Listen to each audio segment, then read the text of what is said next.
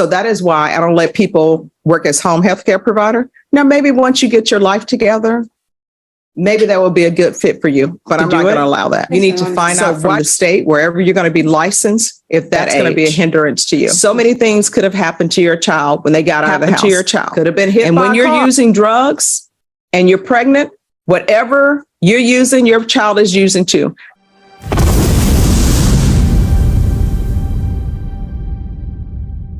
Calling 2023 CR 1042, State of Texas versus Celine Renee Briard. Can I have parties announced for the record for the state? Hank Woods for the state, Your Honor. Defense? Robert Gaona for the defendant. Are you Celine Briard? Yes, ma'am. How do you pronounce your last name? Briard. Briard? Oh, I was doing great.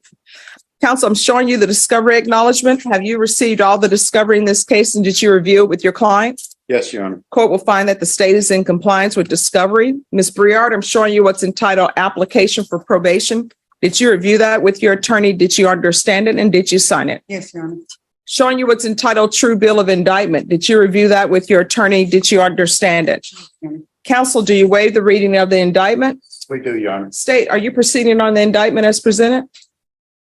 We are, Your Honor, but we're waiving count 2. Any objection? No objection, Judge. Ms. Briard, I'm showing you what's entitled court admonishments. Did you review that with your attorney? Did you understand it, and did you sign it in all the appropriate places?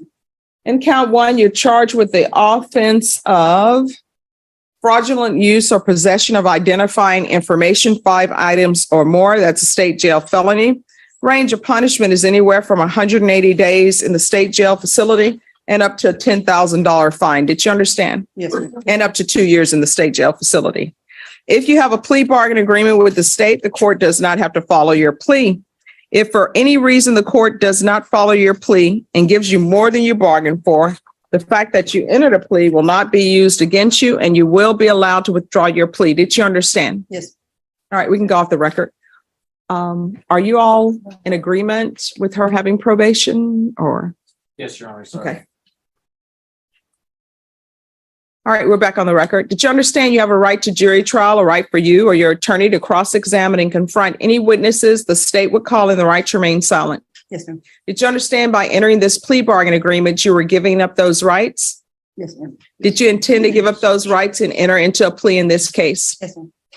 Counsel, has your client been able to provide you with any defenses? Yes, Your Honor. Do you believe she has a rational as well as a factual understanding of the charges against her? Yes, I do. Do you believe she's currently competent and was legally sane at the time of the offense? Yes, I do. Ms. Briard, has anyone threatened you, coerced you, or placed you in fear to get you to enter this plea? No, ma'am.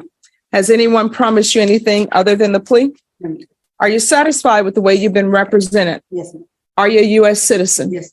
Court will find that defendant has knowingly and voluntarily waived a right to jury trial. Showing you the plea bargain page. Did you review that with your attorney? Did you understand it? According to the plea, the state is proceeding on count 1. Punishment is to be assessed at 2 years in the state jail facility. There's a $500 fine to be probated. State recommends community supervision. There's to be restitution, if any, to Juan Palomino, Palimino. Did you understand that to be the plea? Yes, ma'am.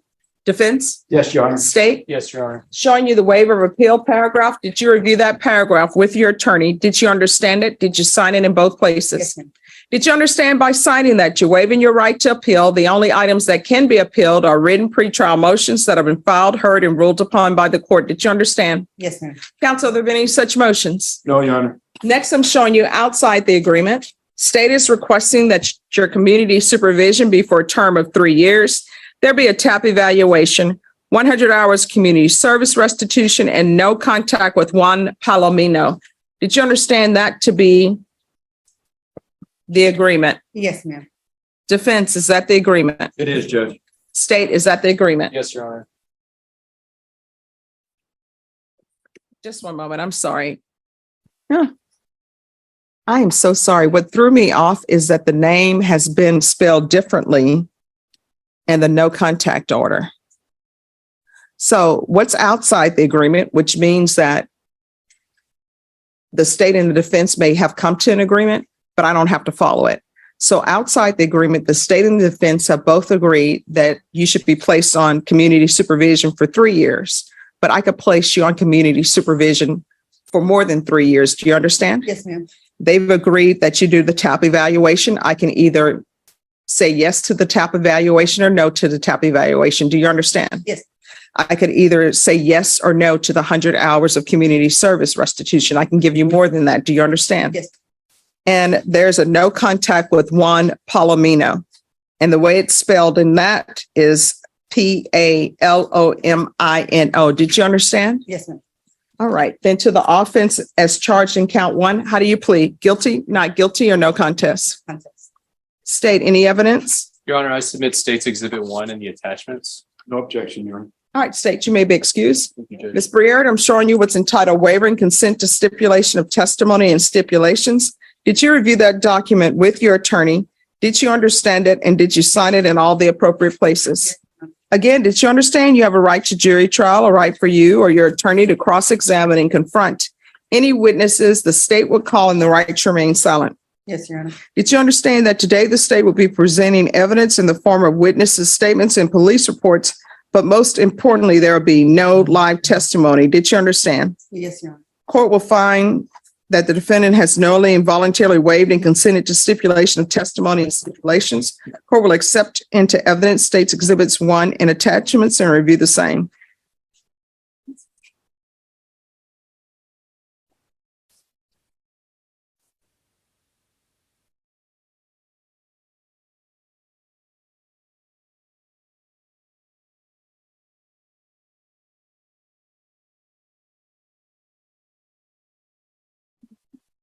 All right, after reviewing State's Exhibits 1 and attachments, the court will find there is sufficient evidence to find you guilty, and the court will find you guilty.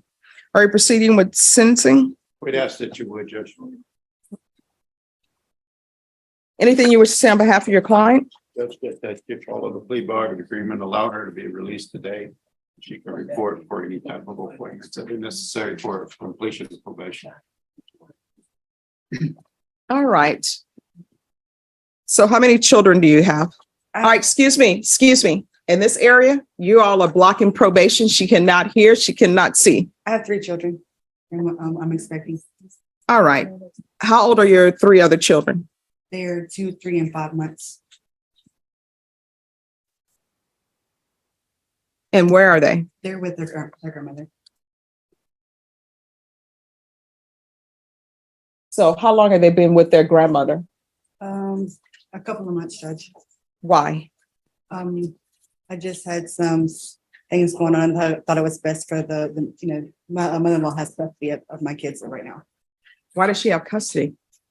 Oh, because I had I'm sorry, you're gonna have to speak I up. had a CPS case going on because of my son had got out of the apartment when everybody was sleeping early in the morning, and so Is this the 5-month-old? no, ma'am. They're 2, 3-year-old. Okay. So you have a CPS case. Yes, ma'am. It's currently about to be closed. Oh, it's about to be closed? Yes, ma'am. So that means if it's about to be closed, that means, and your attorney does CPS work, right? So tell her what that means, counselor. Judge, what happened was it turned out to be a safety plan, an investigation in which I met the safety placement and she verified everything. So, if everything pans out, she knows it will be closed. If not, it could go legal. And here's a tense moment. She admits past meth use, though she's been sober for months. Combine that with a recent CPS case, and you've got a classic example of how personal struggles intersect with the law. The judge isn't just listening, she's evaluating risk, responsibility, and the environment the children are in. so, and the reason why they do the safety plans means exactly what it says, safety plan. Yes, ma'am. So what's your drug of choice? I mean, I don't do any drugs right now, but I was using methamphetamines, but I've been sober for quite a while now. All right. How often were you using meth? Like maybe every week, every other week. It just depends. When's the last time you used meth? Like 4 months. All right. So that's probably why CPS was involved. When's the last time you had employment? I was right before I was arrested. Doing what? I was doing home health care and working for a hotel at the front desk. All right, I can tell you right now, I don't allow people on probation here to be home health care providers. Yes, ma'am. How far did you go in school? To the 8th grade. See, and this is nothing about you, but this is my problem with home healthcare providers.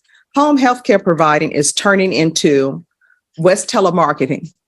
They don't do background checks. They're just letting anybody come in. And maybe I'm wrong for saying this, but they're looking at the bottom line, the dollar line. So I'm being told that they're letting somebody with an 8th grade education who has meth issues, who has 3 children that she doesn't even have custody for them, work as a home health care provider. Thank you, home health care provider people. So that is why I don't let people work as home health care provider. Now, maybe once you get your life together, maybe that will be a good fit for you, but I'm not going to allow that. Yes, ma'am, I understand. So why do you only have your 8th grade education? I just never furthered my education, but I am in, actually, just before I got arrested, got some GD books from the library, so I am trying to pursue my GD. Okay. So what are you planning on doing with your rest of your life? What are your hopes, your dreams? Well, after I get my GD, I want to be a cosmetologist. So. Okay. Hey, that's doable. But I will tell you this, anything that requires a license, when you have convictions, before you start spending all that money to do it, you need to find out from the state, wherever you're going to be licensed, if that's going to be a hindrance to you. Yes, ma'am. Not saying that it will stop you, but it may cause complications. Yes, ma'am. All right, counsel, is there anything else? No, yeah. All right, this is what the court is going to do. The court is going to sentence you to 2 years in the state jail facility, suspended and probated for 4 years. There's a $500 fine that will be probated. There's to be 200 hours of community service restitution. I'm going to ask for parenting classes, probation, whatever parenting classes you deem would be appropriate for her. Obviously, it needs to be intensive, because for them to say that the children are to remain where they remain, that means that she didn't do any. So I'm going to want intensive. There's to be restitution and no contact with Juan Palomino.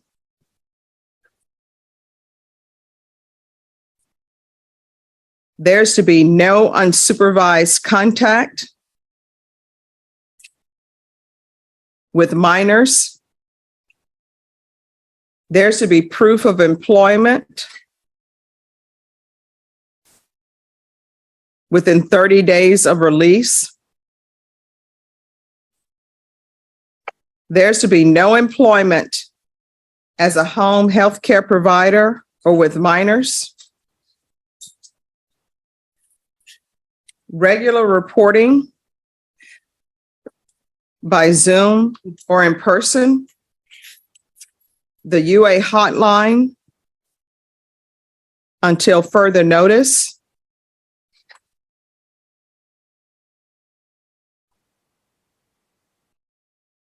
Field visits 1 time per month until further notice. TAP evaluation in custody. Follow all TAP recommendations. If TAP is recommending outpatient treatment, then I'm going to want intensive outpatient treatment. If they are recommending inpatient treatment, then she can do intensive treatment and do a referral to felony drug court. I know that felony drug court is full, but maybe she can be placed on the wait list if they are recommending inpatient treatment for her. Probation, is there anything else she needs? Yes. All right, is there anything else you need from the court in order to be successful? No, ma'am. Judge, she'd like to know, how much longer or how long she would be waiting for that TAP evaluation since you ordered it in custody. And here's the emotional punch. The judge lays down some real-life truths. Children aren't placeholders, and every choice the parent makes impacts them directly. This isn't just legal guidance, it's a life lesson about accountability, safety, and responsibility. The courtroom isn't just about laws, it's about real consequences for real lives. Yes. Up to 2 weeks. Okay, thank you. All right, I'm going to show you what's entitled Trial Court Certification of Defendant's Rights to Appeal. Did you review that with your attorney? Did you understand it? And did you sign it? Yes, ma'am. All right, because this is a plea bargaining agreement, because I followed your plea bargaining agreement, and because you waived your right to appeal, you do not have the court's permission to appeal. Because this is a felony conviction, you're not allowed to own or possess any weapons or ammunition. If you have a question over what a weapon or ammunition is, you'll need to speak to an attorney. Do you understand? Yes, ma'am. All right, so here's the thing. Those 3 children, those are your children. It's not the grandparents' child. The grandparents are just supposed to be grandparents to children. They're not supposed to be raising more children, which is raising your children. You cannot have children and then tell them to go to Travis Park and say, you're on your own. And there is no reason a child should be able to get out of your house and you not know about it, and they're that age. So many things could have happened to your child when they got out of the house. Could have been hit by a car. And guess what? People can't see children that age because they're tiny and they're small. Somebody could have picked them up. And guess what? There's a reason we have indecency with a child cases in this court. Anything could have happened to your child. And when you're using drugs and you're pregnant, whatever you're using, your child is using too. So if you don't think a baby should be smoking a cigarette, you shouldn't be smoking a cigarette, because guess what? When you're carrying a child and you're smoking a cigarette, your babies are smoking a cigarette. If you don't think a child should be doing alcohol, when you're drinking alcohol, your baby's drinking alcohol. You're going to have to start making better choices